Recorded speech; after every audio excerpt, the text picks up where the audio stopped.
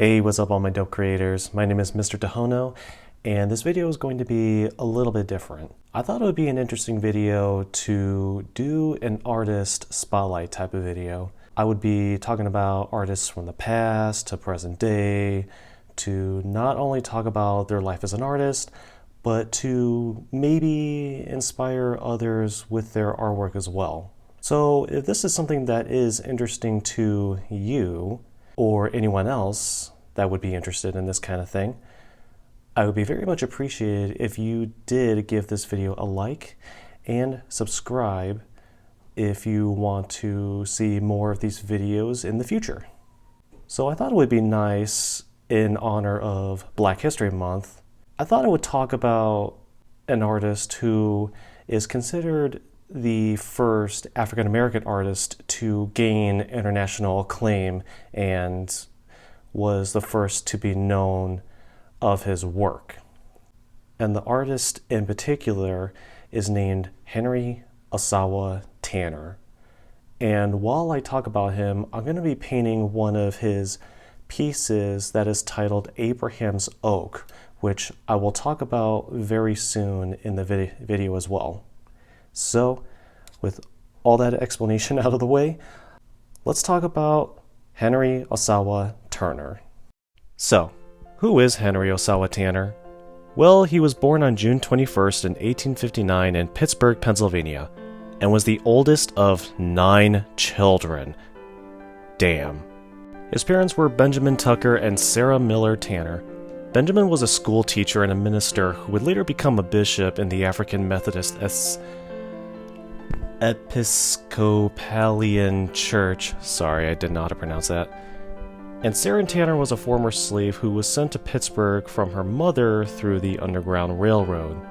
During Henry's early childhood, his family would move constantly due to his father being assigned to various churches and schools. In 1864, around the age of 5, they would finally settle in Philadelphia. This is where his artistic interests started to grow. At the age of 13, Tanner decided that he wanted to become an artist. The spark came from when he saw a painter while walking in Fairmount Park. During his teens, he would paint and draw constantly while also looking at art from Philadelphia's art galleries. Around this time, though, Henry got seriously ill, and unfortunately, I couldn't find anything on why he was ill or what he was sick with, but luckily for him, he would make a full recovery living at home for the next few years, where he would constantly paint in his room. Although he and his family would take several trips to the Adirondack Mountains and Florida for his health. I mean, you gotta get out sometimes. So jump to 1880, a recovered and healthy 21-year-old Henry would enroll in the Pennsylvania Academy of the Fine Arts, where he was the only African-American student there. There he would study with a group of master artists, one of which would be Thomas Eakins, a realist painter, sculptor, and photographer, and was considered one of the most important American painters. It was thanks to him that gave the greatest influence to Tanner in his early style. Henry would leave the academy before graduation to pursue mixing business with art. In 1888, he moved to Atlanta, Georgia, where he established a photography gallery in an attempt to earn a living selling drawings and making photographs. The business unfortunately wouldn't bring enough income, though, for necessities and living expenses. So unfortunately, things weren't going the way that he had planned. Until he met a bishop in Atlanta by the name of Joseph C. Hartzell. With the help of Joseph, he would help Tanner secure a teaching position at Clark University, a private Methodist school. Let's quickly talk about Joseph, because I believe that without him, Tanner wouldn't have the success that he would have had. Joseph C. Hartzell was a bishop of the Methodist Church and was born in Moline, Illinois in 1842. Throughout his career, he would work with the Freedmen's Aid Society and the Southern Education Society. The purpose of these organizations was to give educational opportunities to freed slaves in the South. Joseph would work to improve the lives of African Americans.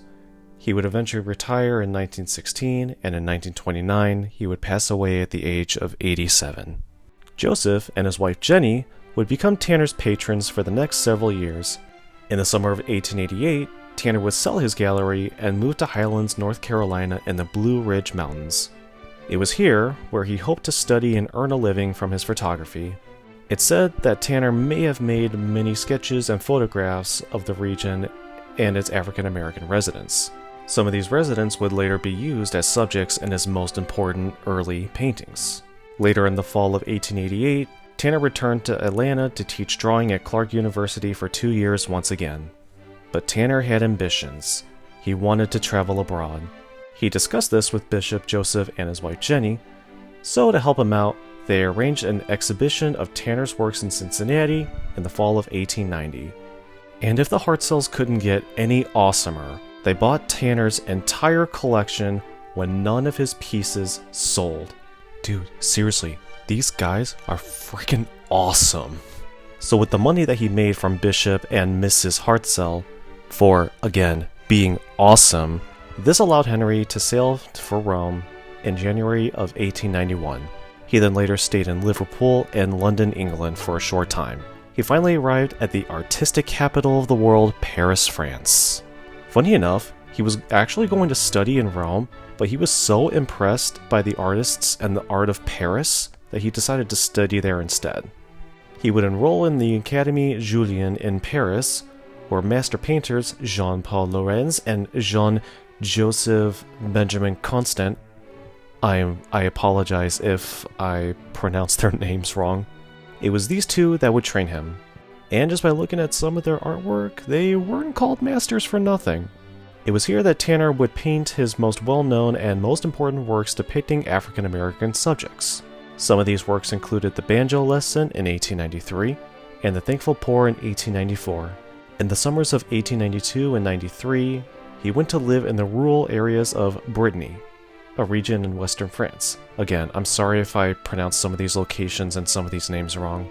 Gathering inspiration from these areas, it would lead him to paint The Bagpipe Lesson in 1894 and The Young Sabbath Maker in 1895. Both of these paintings depicting French peasants, Tanner gained inspiration from the people who lived in these rural areas. In 1893, Tanner would return to visit Philadelphia for several months. However, he was hit with racial prejudice, and it was a fight he unfortunately couldn't win. From my research, I couldn't find any evidence of him being attacked physically for his race. It was definitely a case, though, of not being accepted into society as a black artist. He even mentions it in an autobiography he wrote of himself titled The Story of an Artist's Life, and I quote, "I was extremely timid, and to be made to feel that I was not wanted, although in a place where I had every right to be, even months afterwards caused me sometimes weeks of pain. Every time any one of these disagreeable incidences came into my mind, my heart sank, and I was anew tortured by the thought of what I had endured, almost as much as the incident itself." In 1895, Tanner's painting Daniel in the Lion's Den would win an honorable mention in the Paris Salon, which, if I'm correct, was a gathering of artists and their works from different academies in Paris. 2 years later, he would complete Resurrection of Lazarus, which impressed a merchant named Rodman Wanamaker, yeah, I don't know how to pronounce his name, who was from, ironically enough, Philadelphia, where Tanner had grew up. Rodman was so impressed by Tanner's painting that he decided to finance Tanner's trips to the Holy Land, which is the country of Israel. Resurrection of Lazarus was sent to the Paris Salon, where it was awarded a third-class medal and was purchased by the French government, where they would exhibit it at the Luxembourg Gallery and eventually entered into the collection of the Louvre. Dude, when your artwork enters into the Louvre, you know you made it. From 1897 to 1899, with the help of being financed, Tanner would travel and tour the Holy Land. After his trip, he would go on to create more paintings that portrayed religious subjects. Some of these included Nicodemus visiting Jesus, the Annunciation, I think that's how you pronounce it, the two disciples at the tomb, and Abraham's Oak, which is what I'm painting right now. And like I mentioned before, I would talk about this painting and why I decided to paint it. There's a couple of reasons why. Number one, trees. Obviously. Second, I really loved the limited color palette in this painting. Henry later on in his life actually painted with a cooler color palette, mainly sticking with some blues, purples, and some greens. I also love the sort of misty glow in the sky, as if there's a very thin layer of clouds covering the sun, kind of like after it rains and the clouds slowly start to dissipate. The actual context of the painting is that during Tanner's journey, he likely visited a pilgrimage site where a great oak tree stood. The actual tree itself has slowly been withering away over the past 100 years or so, and in 2019 it was reported that the dead wood would be removed in order to make room for 2 new root shoots. Hey, at least they're still trying to preserve it in some way. According to Genesis 13 in the Bible, it mentions Abraham pitching a tent, then building an altar to the Lord of Israel after God's promise of the land of Canaan to him and his offspring. Canaan being an ancient civilization located in the regions of Lebanon, Syria, Jordan, and Israel. According to the Smithsonian, they say that Tanner may have related to the story of Abraham encamping on the plains of Canaan. Abraham's wanderings may have also resonated with Tanner, someone who was living outside of their home country for most of his life. There's even a line in the Bible in Genesis 12:1 where God commands Abraham to go into exile, and I quote, "Get thee out of thy country, and from thy kindred, and from thy father's house, unto a land that I will shew thee." Tanner, just like Abraham, felt like a calling to leave his country and family in pursuit of a career in art, but in a foreign country. Honestly, at a time where he was discriminated against by society because of his skin color, I can totally understand why he would feel this way about wanting to stay in another country where he would be accepted a lot more. I'm really happy with the success that he gained over his long career, and he's definitely someone that I really wish I could meet in real life. So continuing on with his story, during this time he would remain in Paris, and in 1899 he would marry Jessie Olson, who was a white opera singer from San Francisco. They would have only one son, named Jesse Ossawa, born in New York in 1903. Unfortunately, due to racist accounts pointed at the marriage, the family officially moved to France, dividing their time between Paris and a farm near Etaples in Normandy. Again, sorry if I'm pronouncing these wrong. Now, in the year 1900, this would actually be a pretty big year for him, since he would receive a few awards for his work. He would win the PAFA's Lipicon Prize for Nicodemus Visiting Jesus, and a silver medal at the Universal Exposition in Paris for Daniel in the Lion's Den. In 1901, he would receive another silver medal for the same painting at the Pan American Exhibition in Buffalo, New York.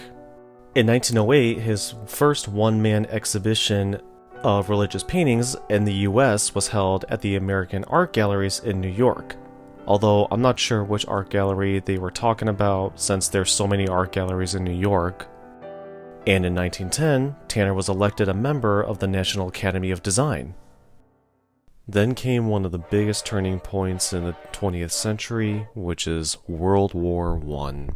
During the war, Tanner would actually serve for the Red Cross Public Information Department. The American Red Cross Bureau of Photography requested the Army's Photographic Censorship Office to, and I quote, make sketches of ARC work in the region of Neufchâteau with the requirement that they be exclusively of Red Cross activities and subjects. And that's exactly what he did. He would go on to create paintings and sketches of African American troops during the war.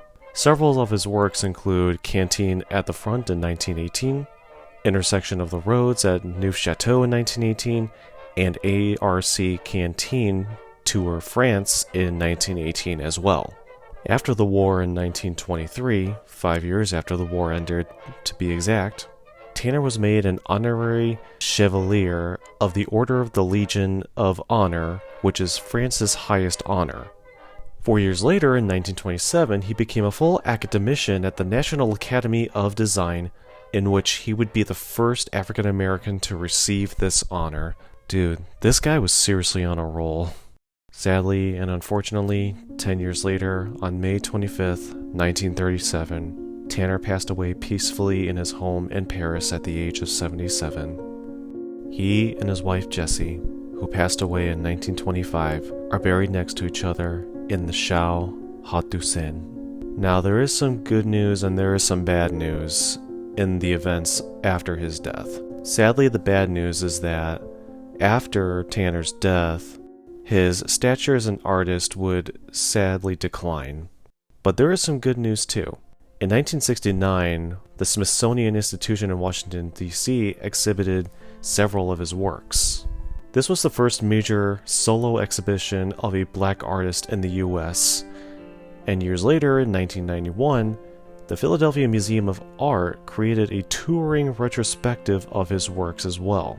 I actually always love it when an artist's home city displays their work in honor of them. I think it's a really great thing for them to do. So, what kind of influence has Tanner had? Well, it's easy to say that his biggest accomplishment is being the first African American artist to get as much critical acclaim as he did. The fact that he was born in a time where African Americans at the time were ridiculed by society and had little to no chance to succeed in life, Tanner really did defy the odds. I also believe it's also thanks to the right people that he met along his journey that he had the success that he got. In fact, his art and success as an artist inspired other African American artists after him. He even mentored a few artists as well, which include William Edard Scott, William A. Harper, and Hale Woodruff.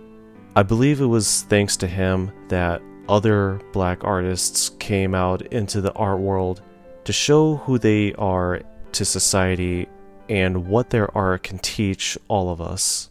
And it just goes to show that no matter what color you are or where you're from, we all have a story to tell through the art that we create. I really hope you all loved this artist spotlight video on Henry Ossawa Tanner. I really enjoyed making this, even though there was a lot of research that went into it, and this video took me a lot longer than I thought it would take me to make. I really did enjoy the experience nonetheless, and since I did put a lot of work into this video, all I ask in return is that you give me a big, huge like on this video, and subscribe, and turn on that notification bell so you know when I upload a video next, and I'm not going to take this long to upload again, and I definitely plan on making a little bit more simpler videos after this, because man, this one took a lot out of me. Anyways, I'm really happy that you made it towards the end of the video. I really hope you all have such a wonderful day, and until next time, stay creative, my dope creators.